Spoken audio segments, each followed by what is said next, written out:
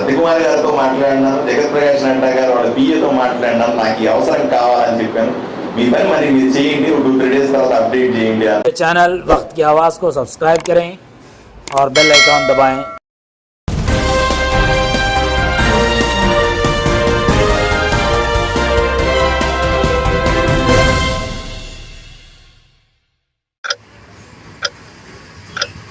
కాబట్టి హాస్పిటల్కు పీరియాడికల్గా వస్తాను నేను. ఒకసారి చెప్పి వస్తాను, ఒకసారి చెప్పకుండా కూడా వస్తాను. తప్పుగా అనుకోవద్దండి, చెప్పకుండా వస్తాను ఎందుకు, ఇన్స్పెక్షన్కి వస్తావా, సడన్ విజిట్కి వస్తావా, అట్లాంటివి నాకు అట్లా ఉద్దేశం. నేను ఎవరినైనా గౌరవించే వ్యక్తిని. ఏ ఆఫీసర్నైనా, ఏ డాక్టర్నైనా, ఏ హోదాలో ఉన్నా సరే ఎవరిని చులకనగా మాట్లాడను, ఎవరిని తక్కువగా చూడను. అందరినీ గౌరవించుకునే స్వభావం ఉన్నది. మీ అందరినీ గౌరవిస్తాను. మీ ప్రజల ముందు మిమ్మల్ని పల్లెత్తు మాట అనను. మళ్ళీ చెప్తాను, ప్రజల ముందు మిమ్మల్ని తులనడను, పల్లెత్తు మాట అనను. మీ గౌరవాన్ని బ్రహ్మాండంగా కాపాడుతాను. డాక్టర్లైనా, నర్సింగ్ స్టాఫ్ అయినా, ఇంకోరైనా సరే నెత్తిన పెట్టి చూసుకుంటాను, పని చేయిస్తాను. నేను పని మీ టైం తినేస్తాను. మీరు హాయిగా పొద్దున వచ్చేసి హాయిగా 2 గంటలకు వెళ్ళిపోతే చాలు అనే పరిస్థితుల్లో నుంచి మెల్లిమెల్లిగా కొంచెం స్ట్రెచ్ చేయిస్తాం, కొంచెం ఎక్కువ పని చేయిస్తాం. నేను లాస్ట్ టైం 2-3 సార్లు కూడా చూశాను. హాస్పిటల్ అంబియన్స్ మారాలి, దాంట్లో కూడా మార్పు రావాలి. హైజీన్లో కానీ, మీ డ్రెస్సింగ్లో కానీ. నాకు చాలా మంది ఆపరాలు వేసుకొని కనపడలే. వచ్చిన తర్వాత నేను 2 సార్లు వచ్చాను ఇక్కడికి. డాక్టర్ ఎవరో, పేషెంట్ ఎవరో, ప్రొఫెసర్లు మాత్రమే ఆపరాలు వేసుకోవాలందో, నర్సింగ్ స్టాఫ్ మాత్రమే ఆపరాలు వేసుకోవాలో నాకు తెలియదు. మరి సో డ్రెస్ కోడ్ కూడా మీరు ఇంప్లిమెంట్ చేయాలి సార్. ఉందా మీకు డ్రెస్ కోడ్? ఉందా సార్? ఉంది కదా. నేను నా దగ్గర పనిచేసి 346 మంది డాక్టర్లకి తప్పనిసరిగా డ్రెస్ కోడ్ ఉండాలని నమ్ముతాను నేను. స్క్రబ్స్ మీదే ఉండాలని ట్రీట్మెంట్ చేసినంతసేపు అని నమ్మేవాడిని. ఇక్కడ మీరు స్క్రబ్స్ వేసుకుంటారా లేదా అని నేను అడగను కానీ, but some dress code, at least the apron, at least scrub, at least the doctor by look. ఇది హాస్పిటల్ లాగా కనిపించాలి, బాగా మెయింటైన్ చేస్తున్నటువంటి హాస్పిటల్ లాగా కనిపించాలి, డాక్టర్ లాగా కనిపించాలి, డాక్టర్ సమయం ఇవ్వాలి. అలా చేసినప్పుడు మాత్రమే మనం మార్పు తీసుకురాగలం విజిబుల్గా. ఇవన్నీ వేసుకుంటే మార్పు వచ్చేస్తుందా అంటే రాకపోవచ్చు. మీరు చేసే పని వల్లే మార్పు వస్తుంది, బట్ విజిబుల్ చేంజ్ కూడా కావాలి కదా. కాబట్టి దయచేసి ఇవన్నీ ఒకసారి ఆలోచన చేసుకోవాల్సిందిగా. ఇప్పుడు మా హెల్త్ మినిస్టర్గా మా సత్యకుమార్ గారు, అంటే భారతీయ జనతా పార్టీ ఎమ్మెల్యే, మేము 8 మందిని గెలిచాం. 175 నియోజకవర్గాల్లో 10 మంది ఎమ్మెల్యేలుగా పోటీ చేస్తే భారతీయ జనతా పార్టీ నుంచి 8 మంది గెలిచినాం. 8 మందిలో ఒకరికి మంత్రి పదవి ఇచ్చారు. ఆయనే డాక్టర్ సత్యకుమార్ గారు, ధర్మవరం నియోజకవర్గం నుంచి. ఆయన మనకి హెల్త్ మినిస్టర్గా ఉన్నాడు, పూర్తి స్థాయి సహకరిస్తాడు. ఇంకొక అవకాశం చూడండి, భారతీయ జనతా పార్టీ జాతీయ అధ్యక్షులు జగత్ ప్రకాష్ నడ్డా గారు, మీకు గుర్తుండే ఉంటుంది, ఎన్నికల సందర్భంలో ఈరోజు సాయంకాలం 5 గంటలకి ఎన్నికల కోడ్ ముగుస్తుంది, ప్రచారం ముగుస్తుంది అన్నప్పుడు 3 గంటలకు దేశవ్యాప్తంగా ఉన్న ఎన్నికలను వదిలిపెట్టి నా కోసం ఆధునిక హెలికాప్టర్ వేసుకొని వచ్చినటువంటి జగత్ ప్రకాష్ నడ్డా గారు కేంద్ర ఆరోగ్య శాఖ మంత్రి. కలిసి వచ్చే అంశాలు. నేను అందుకనే మెడికల్ కాలేజ్ కాన్ఫిడెంట్గా ఉన్నాను. సార్ ఏదో ఒకటి చేద్దాం, సార్ ఏదో ఒకటి చేద్దాం అని చెప్పడానికి కారణాలు ఇవే. నేను సత్యకుమార్ గారితో మాట్లాడినాను, జగత్ ప్రకాష్ నడ్డా గారు వాళ్ళ పిఏతో మాట్లాడినాను, నాకు ఈ అవసరం కావాలని చెప్పాను. మీ పని మరి మీరు చేయండి, 2-3 డేస్ తర్వాత అప్డేట్ చేయండి అన్నారు. నేను ఆ పనిలో ఉన్నాను. చూద్దాం, దేవుడు లేదనిసి స్టాఫ్ దొరికి అన్ని పరిస్థితులు అనుకూలిస్తే తప్పనిసరిగా మెడికల్ కాలేజ్ తెచ్చుకోవాలని నమ్మకం నాకు. సో ఈ రకమైనటువంటి పాజిటివ్ అంశాలు మేము. రెండవది అన్నిటికంటే మీకు ముఖ్యమైనది, మీలో ఒకటిగా ఉండి ఒక డాక్టర్గా ఉన్న ఒక వ్యక్తి ఎమ్మెల్యేగా ఉండడం, మిమ్మల్ని అర్థం చేసుకోగలిగిన పరిస్థితుల్లో ఉండడం. నేను మళ్ళీ చెప్పాను, ఏ రోజు డాక్టర్ని నేను తిట్టను, ఏ రోజు డాక్టర్ని ఏమీ అన్ను, పబ్లిక్లో అసలు అన్ను. You take it granted.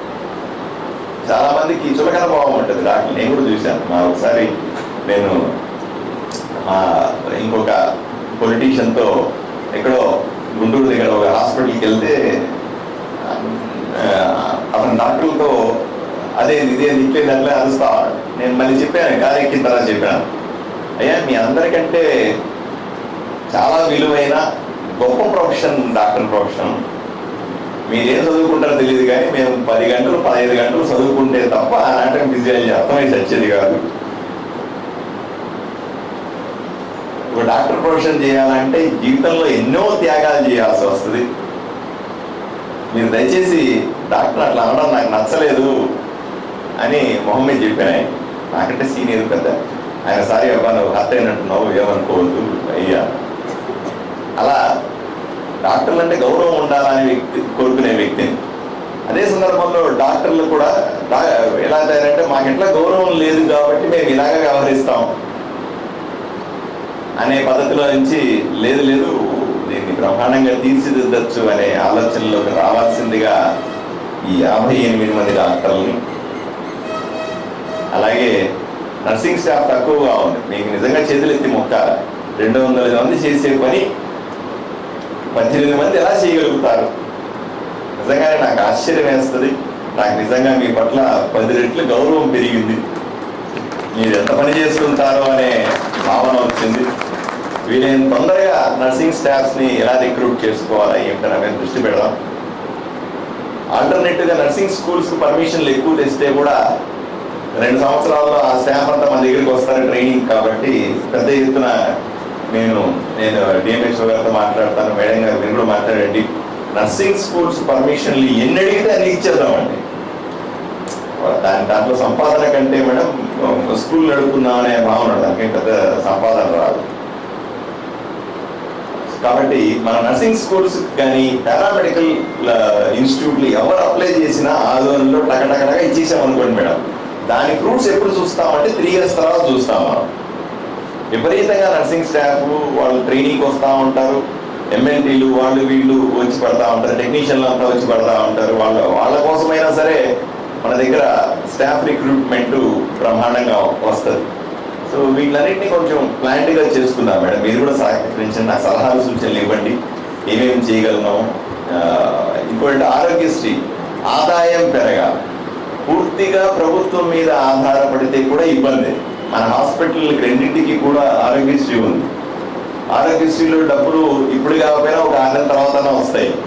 Aarogyasri కేసులను పెంచుకోవాలి. ఇంతమంది స్పెషలిస్టులు ఉన్నప్పుడు పెద్ద ఎత్తున ఆరోగ్యశ్రీని మనం యూటిలైజ్ చేసుకోగలిగితే గవర్నమెంట్ రెవెన్యూని రెగ్యులర్గా వచ్చే ఫండ్స్ స్కీమ్స్తో పాటుగా ఆరోగ్యశ్రీ ద్వారా వచ్చే ఇన్కమ్ని కూడా చేసుకోవచ్చు.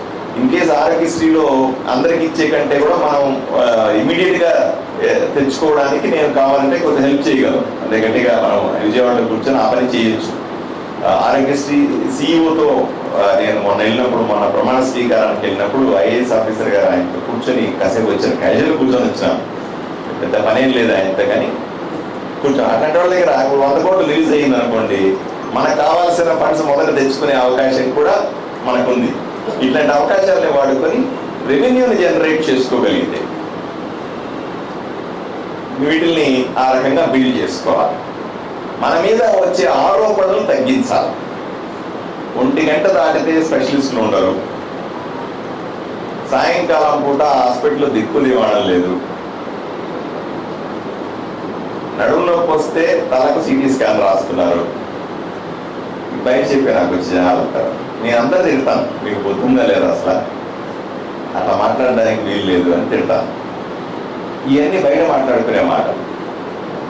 బయట డయాగ్నోస్ సెంటర్స్కు మనం పంపిస్తా ఉన్నాం టెస్ట్ని. ఇవన్నీ కూడా బయట మాట్లాడుకుంటాం. సగం నాలెడ్జ్తో వాళ్ళు తెలియక మాట్లాడుతూ ఉన్నాం. మనం చేసే త్యాగాలు వాళ్ళు గుర్తించలేకుండా మాట్లాడతాం. వాళ్ళకి ఇది కాదు అని చెప్పాల్సిన బాధ్యత ఎవరిది? మనదే కదా. లేదంటే అవన్నీ అబద్ధాలు, మీరు అలా మాట్లాడడానికి వీలు లేదు, అలా మీరు ప్రచారం చేయడానికి వీలు లేదని ఎవరు చెప్పాలి? మన గొప్పతనాన్ని మనమే నిరూపించుకోవాలి. సో ఆల్టర్నేటివ్స్ అన్ని కూడా బిల్డ్ చేసుకోవాలి. ఏ ఒక్క ఆరోపణ వచ్చినా సరే దానికి కౌంటర్ రెడీ చేసుకొని ఇక్కడ ప్రిపేర్ అవ్వాలి. దీనికి పూర్తి స్థాయి సహకరించడానికి నేను సిద్ధంగా ఉన్నాను. ఈ ఎన్ని ఆరోపణల మధ్య నడుపుతున్నటువంటి హాస్పిటల్ త్వరలో మార్పు వచ్చి బ్రహ్మాండంగా ఉంది ఇక్కడ హాస్పిటల్ అనే స్థాయికి చేరుకోవాలని మనస్ఫూర్తిగా కోరుకుంటూ ఈ అవకాశం ఇచ్చిన మీ అందరికీ కూడా ప్రత్యేకంగా ధన్యవాదాలు తెలుపుకుంటున్నాను. నమస్కారం.